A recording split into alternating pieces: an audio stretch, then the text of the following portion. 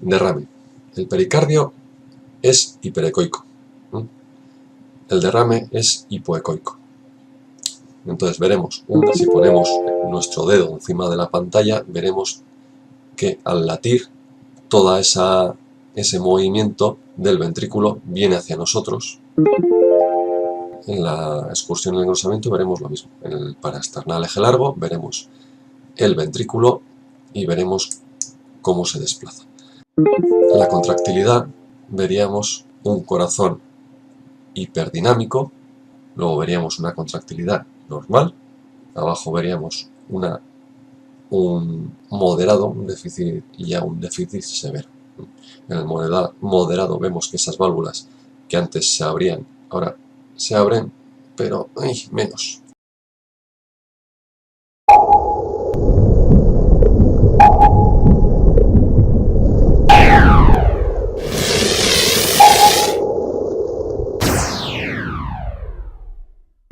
Épica Podcast, Ecografía a pie de cama, con Juanjo Zafra y Enrique Ortiz, desde Cosemes Euskadi.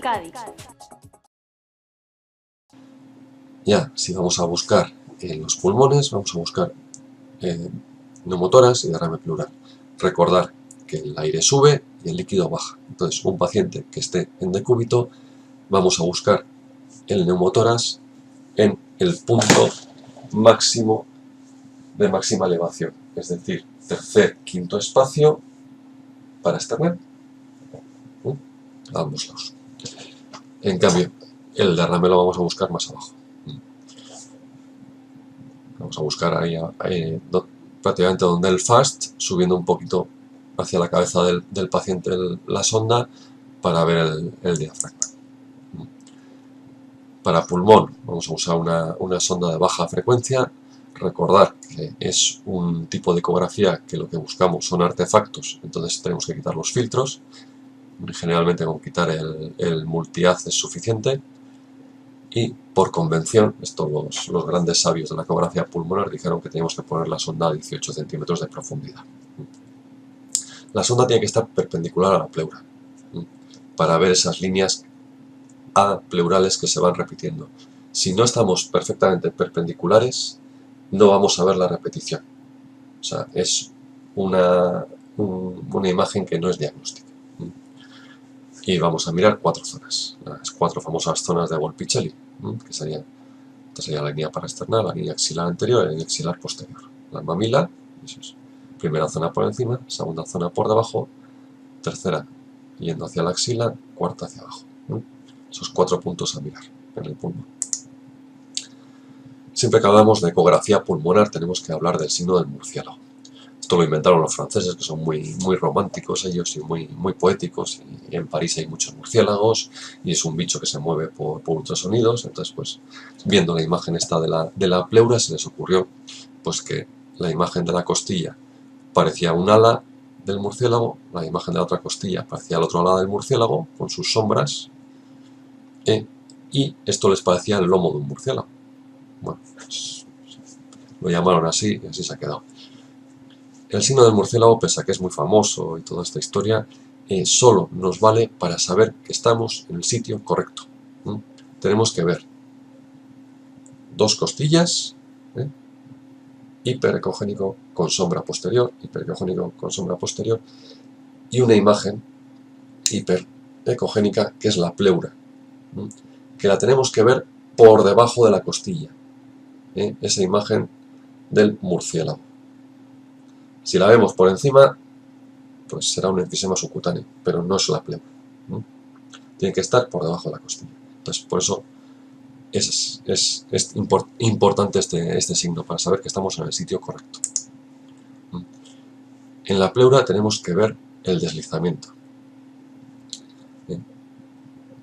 El deslizamiento de la pleura parietal con la visceral lo que nos indica es que no hay ni líquido ni fluido entre esas pleuras, es decir, que esas 2 pleuras están pegadas, que vemos ese movimiento.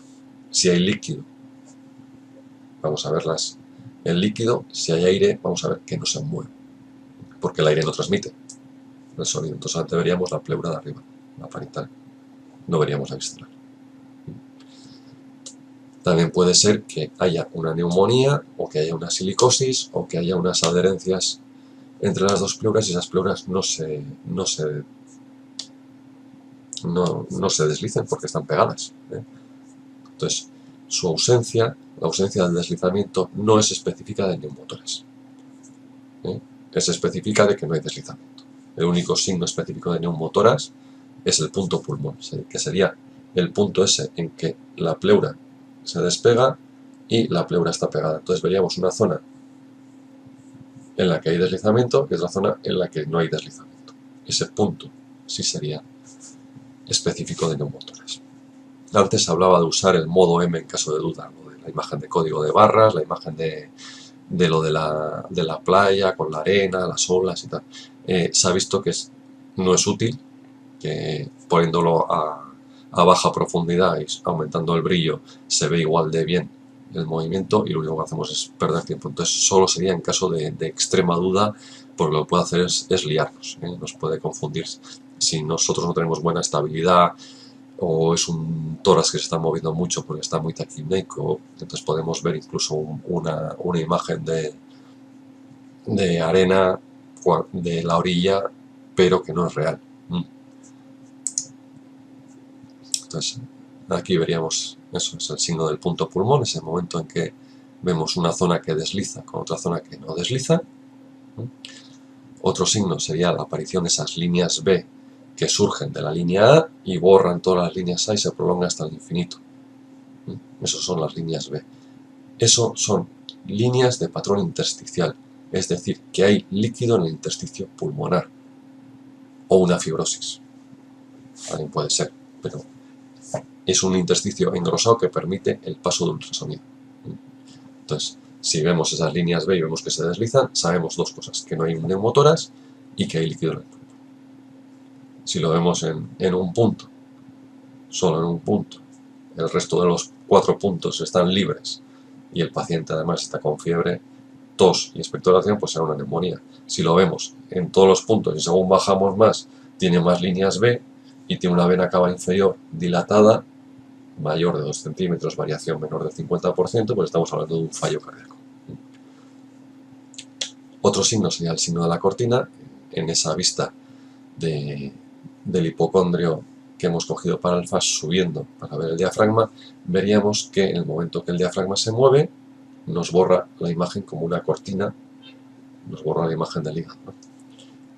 Si en vez de esto tenemos lo que se llama el signo de la columna, es decir, la columna llega un momento que la columna llega y está el diafragma. Por encima del diafragma hay aire. El aire no transmite el sonido.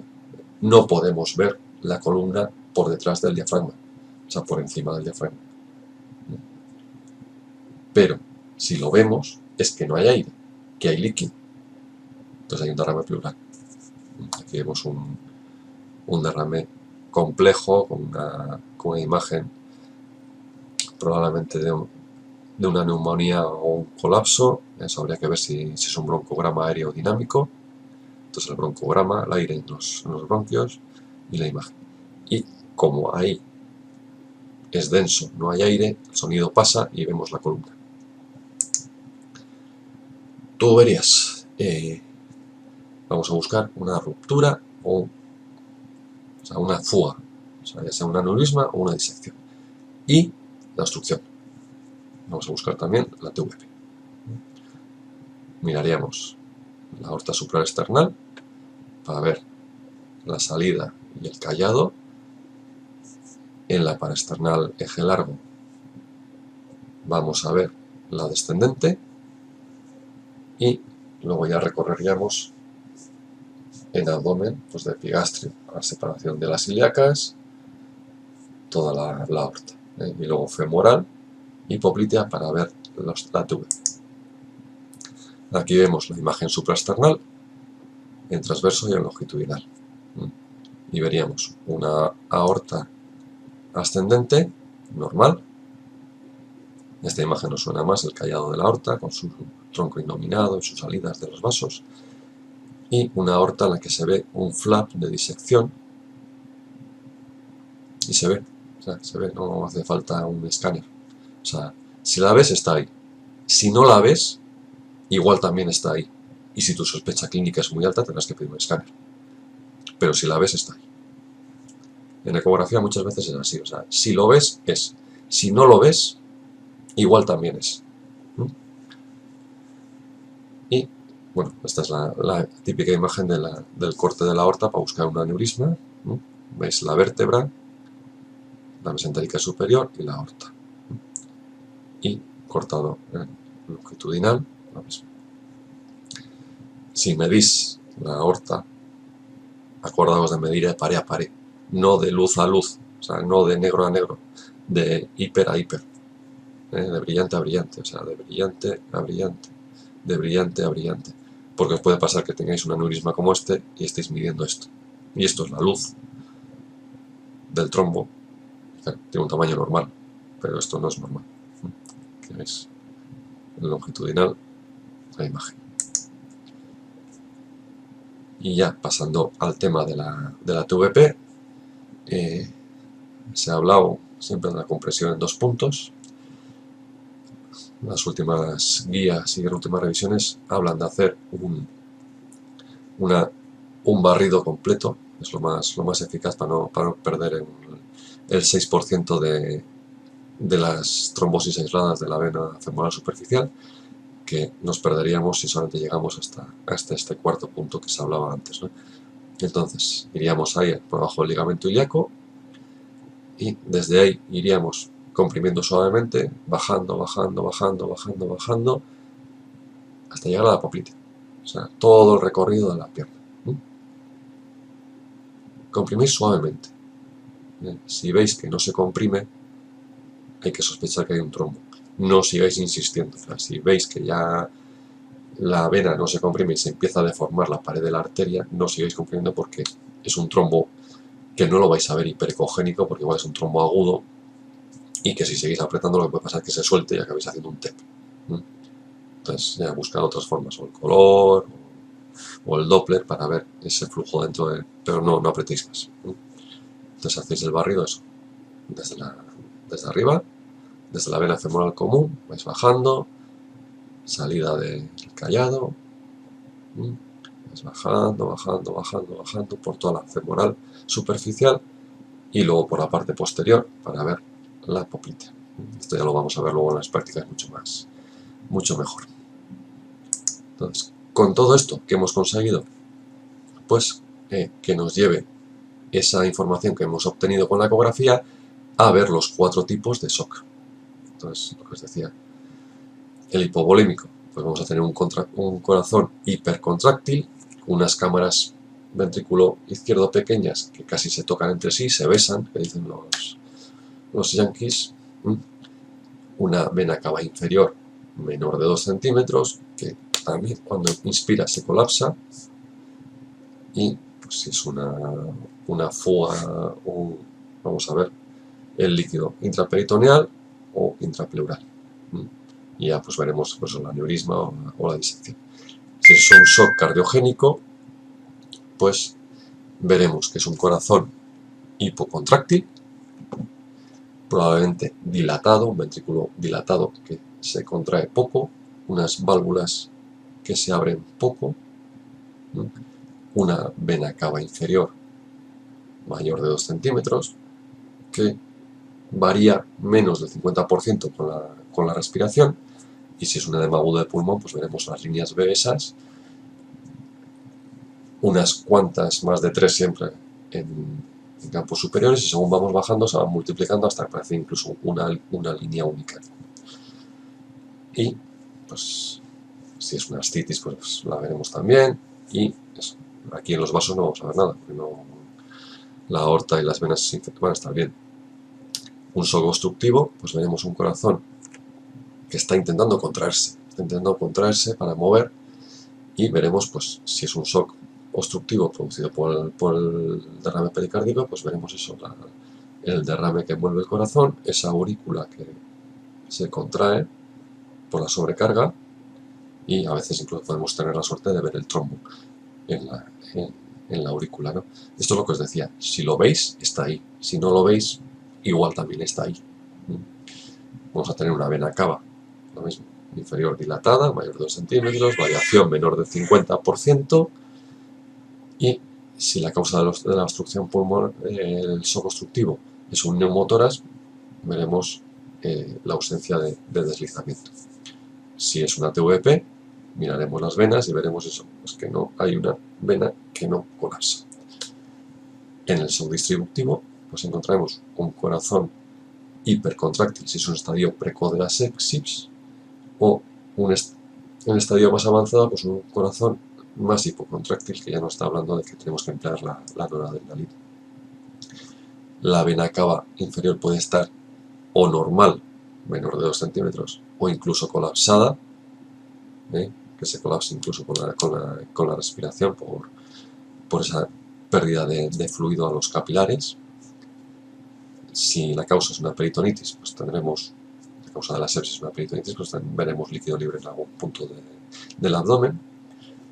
Si es una neumonía, pues veremos la neumonía o el empiema o el derrame pleural, y las venas pues estarán normales.